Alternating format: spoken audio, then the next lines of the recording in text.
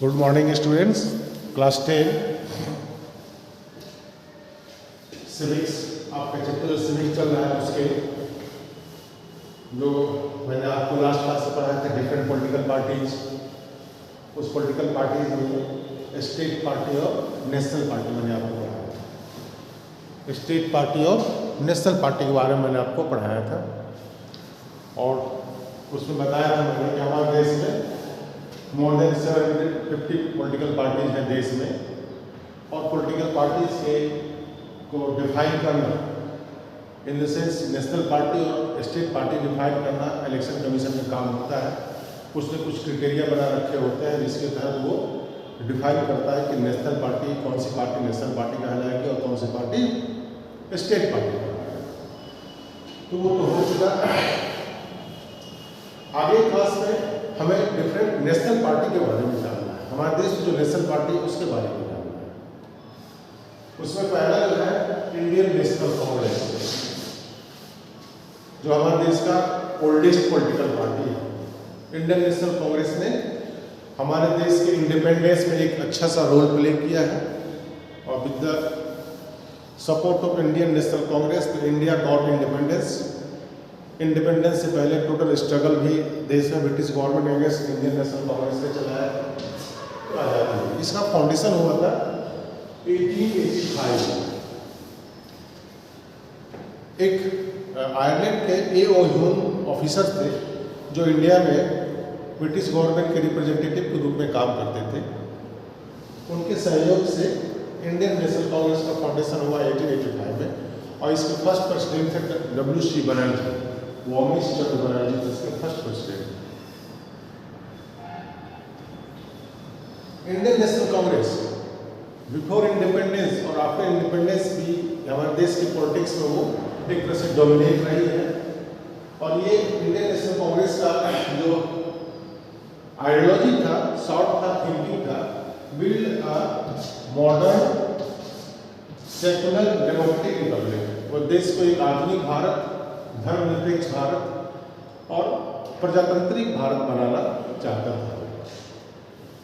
इसके कई बार स्प्लिट भी हुए 1977 तक, और बिगनिंग जब देश आज़ाद हुआ उसके बाद इस पार्टी को लीडिंग किया दो इम्पोर्टेंट पावरफुल लीडर थे, जवाहरलाल नेहरू और इंदिरा गांधी ने इनका लीडिंग किया। और 1977 तक कांग्रेस कंटिन्यू, फर्स्ट इलेक्शन से लेकर 1977 तक कंटिन्यू शासन में रहा कांग्रेस।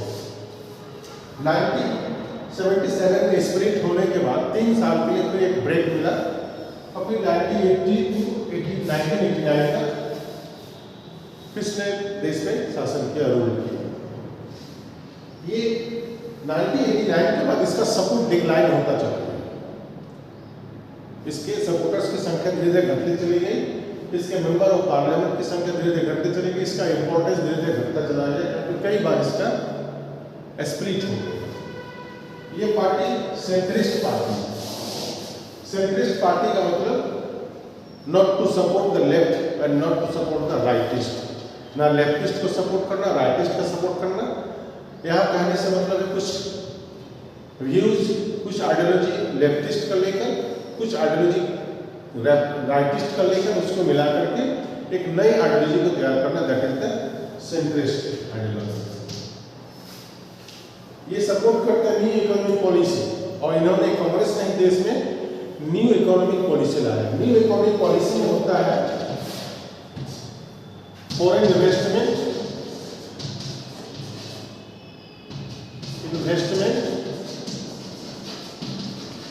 एंड सेकेंड है फॉरेन गुड्स का फ्लो।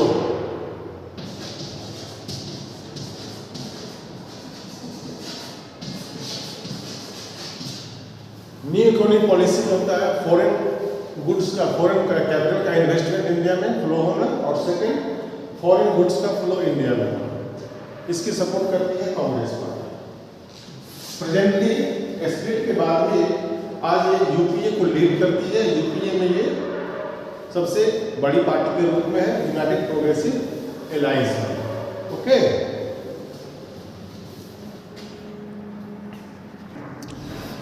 नेक्स्ट जो नेशनल पार्टी है वो आपका है बीजेपी, भारतीय जनता पार्टी, जो प्रेजेंटली एनडीए को लीड करती है और हमारे देश में भी इसका गवर्नमेंट है भी। इसका फाउंडेशन हुआ था 1980 में and the founding members were Atal Bihari Vajpayee and Lal Krishna Advani, Murli Manohar Joshi, ये सभी इसके फाउंडिंग मेंबर थे। ये रिवाइव हुआ है, भारतीय जनता पार्टी का रिवाइव हुआ है भारतीय जनसंघ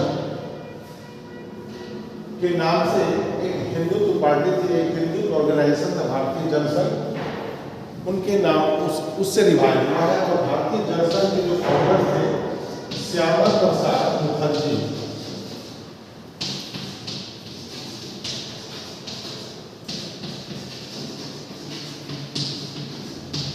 इसके फाउंडर थे श्यामा प्रसाद मुखर्जी। तो भारतीय जनता पार्टी का भारतीय जनसंघ से एक तरह से रिवाइव होकर उभर कर सामने आया है। इसका फाउंडेशन 1980 में। भारतीय जनता पार्टी देश को बहुत स्ट्रॉन्ग एंड मॉडर्न बनाना चाहता है और न्यू इकोनॉमिक पॉलिसी को सपोर्ट करता है। इसको इंस्पिरेशन मिला है, ये इंस्पायर्ड हुई है एंशिएंट, हमारे Indian ancient culture, Indian value और हिंदुत्व से ये इंस्पायर्ड पार्टी है। और ये चाहता है JNK, जम्मू एंड कश्मीर का full integration, politically as well as territorially, इसका फुल इंटीग्रेशन हो। यहाँ पे ये फुल इंटीग्रेशन को समझना पड़ेगा कि इंडिया में जम्मू एंड कश्मीर को एक स्पेशल स्टेटस दिया गया है। वो स्पेशल स्टेटस संविधान में प्रोवाइड किया गया है, जिससे वो थोड़ा सा हमारे देश का फुल पार्ट नहीं कहलाता है। और बीजेपी चाहती है कि उसका फुल पार्ट हो और उसके आर्टिकल 370 में कुछ स्पेशल स्टेटस दिए गए जम्मू एंड कश्मीर को, जो हटाकर कश्मीर को एक इंडिया का फुल पार्ट बनाया जाना चाहता है। और इस पर इसने कदम भी उठाए हैं, 370 को एबोलिश भी किया है। ये इसका आइडियोलॉजी है। ये चाहता है देश के लिए यूनिफॉर्म सिविल कोड लागू। यूनिफॉर्म सिविल कोड से मतलब है देश में रहने वाले हर पीपल को एक ही कानून को फॉलो करना, एक ही रूल के अंदर वो सभी रूल हो। There should not be the different rule for the different communities, अलग अलग रूल नहीं हो। और ये सपोर्ट, इनका सपोर्ट 1980 में इसका फाउंडेशन हुआ है, लेकिन इसका सपोर्ट धीरे धीरे बढ़ता चला गया। और आज के डेट में 1990 के बाद इसका सपोर्ट ऑलमोस्ट ऑल इंडिया में होने लगा। इनिशियल फेज में ये नॉर्दर्न इंडिया में स्प्रेड था, लेकिन आज के डेट में almost north east, south west सभी स्टेट्स में इनका सपोर्ट है और इनके मेंबर्स हैं और लीडर्स हैं। और आज इनके देश की लीडिंग कर रहा है एनडीए, जिसे कहते हैं नेशनल डेमोक्रेटिक अलायंस के नाम से जानते हैं। इसकी ये लीडिंग कर रही है, ये पॉलिटिकल पार्टी बीजेपी। नेक्स्ट जो नेशनल पार्टी आपका है बीएसपी, बहुजन समाजवादी पार्टी। इसका फाउंडेशन काशी राम ने किया था 1984 में। और ये पॉलिटिकल पार्टी आपका चाहता है कि power should be in the hand of the Bahujan Samaj. Bahujan समाज के हाथ में पावर हो गवर्नमेंट को रन करने का। यहाँ बहुजन समाज के अंदर आते हैं बहुजन समाज में दलित, आदिवासी, ओबीसी एंड रिलीजियस माइनॉरिटीज, इनका भी पावर का शेयर हो। प्रेजेंटली इसके जो लीडर है वो मायावती है, जो उत्तर प्रदेश में है, बहुजन समाजवादी पार्टी। इस पॉलिटिकल पार्टी का जो इंस्पिरेशन मिला है, inspired from the different reformers, जो हमारे देश के रिफॉर्मर रहे उनसे, BR अम्बेडकर, पेरियार रामास्वामी, ज्योतिबा फूले,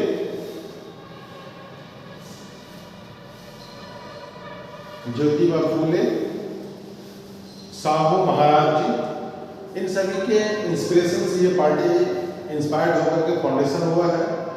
और स्पेशली ये दलित और रिलीजियस माइनॉरिटी के सपोर्ट में ये पार्टी होती है और उनके वेलफेयर के लिए ही काम करती है। इसका जो मेन बेस आपको है उत्तर प्रदेश, मध्य प्रदेश, छत्तीसगढ़ और पंजाब में, इन सभी स्टेट्स में इनका मेन बेस है। और डिफरेंट टाइम ये डिफरेंट पॉलिटिकल पार्टी से सपोर्ट लेकर के कई बार उत्तर प्रदेश में इन्होंने अपनी गवर्नमेंट भी बनाई है, इनके मुख्यमंत्री के रूप में मायावती भी वहाँ पे रह चुकी हैं। तो ये आपका बीएसपी भी नेशनल पार्टी है, क्योंकि ये 4-5 स्टेट में रिप्रेजेंट करती है। नेक्स्ट पार्टी आपका है सीपीआई। सीपीआई का फाउंडेशन 1925 में हुआ, 1925 में, और ये मार्क्स और लेनिन के आइडियोलॉजी को फॉलो करते हैं हमारे देश में। मार्क्सिस्ट और लेनिन ये सेकुलरिज्म को एक्सेप्ट करती है और अपोज करती है कम्युनलिज्म। सेकुलरिज्म किस होता है? वह आइडियोलॉजी जिसमें देश के अंदर हर धर्म के लोग रह सके, पीसफुली रह सके, सभी को proper, there should be no differentiation on the basis of religion. उस तरह के देश का ये करती है।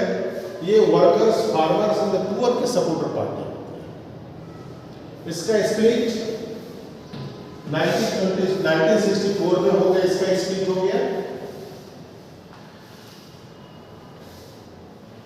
1964 में, इसका स्प्लिट हो गया, और तब जाकर सीपीआई एम बना। इसका जो बेस स्टेट है, किस स्टेट पे इसका रिप्रेजेंटेशन है, वो आप देख लेंगे, केरला, वेस्ट बंगाल, पंजाब, आंध्र प्रदेश, तमिलनाडु, इन सभी स्टेट्स में है। और लगभग 34 इयर्स तक कंटिन्यू विदाउट ब्रेकिंग 34 इयर्स तक शासन इसने किया है वेस्ट बंगाल में। और इसके लीडर थे ज्योति बसु, ज्योति लीडर थे, इन्होंने वहाँ पे शासन किया है। बाद में इनका भी धीरे धीरे बेस घटता चला गया। इनका जो रिप्रेजेंटेशन आपको है वो स्टेट आपको है, देख लें, तमिलनाडु, पंजाब, आंध्र प्रदेश, इन सभी स्टेट्स में इनका रिप्रेजेंटेशन है। और ये फिलहाल यूपीए के अंदर आकर के अपोजिशन के रूप में ये अभी काम कर रही है देश में।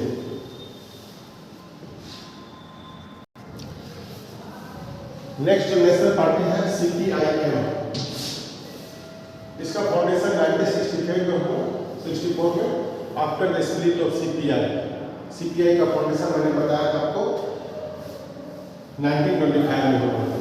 ये भी मार्क्स और लेनिन की आइडियोलॉजी को फॉलो करता है, और ये भी सेकुलरिज्म को एक्सेप्ट करता है। इनके भी आइडियोलॉजी है the country should be secular, देश कैसा होना चाहिए, सेकुलर होना चाहिए। ये अपोज करता है न्यू इकोनॉमिक पॉलिसी, जो कांग्रेस ने इसको इम्प्लीमेंट किया, न्यू इकोनॉमिक पॉलिसी। उसमें न्यू इकोनॉमिक पॉलिसी में क्या होता है? Flow of capital, foreign capital in the country and the flow of foreign goods in the country. ये आता है न्यू इकोनॉमिक पॉलिसी में, जिसका ये सीपीआईएम अपोज करती है। ये इसके सपोर्टर्स हैं factory workers, farmers and poor people के लिए सपोर्टर्स हैं। इनका जो सिंबल है आपको, इसकी पार्टी का जो सिंबल आपको है हसुआ और हथौड़ा। और इस पार्टी ने, मैंने मिस्टेक से आपको बता दिया, सीपीआई, एक्चुअली सीपीआईएम ने ऑलमोस्ट 30 इयर्स तक वेस्ट बंगाल में रूल किया।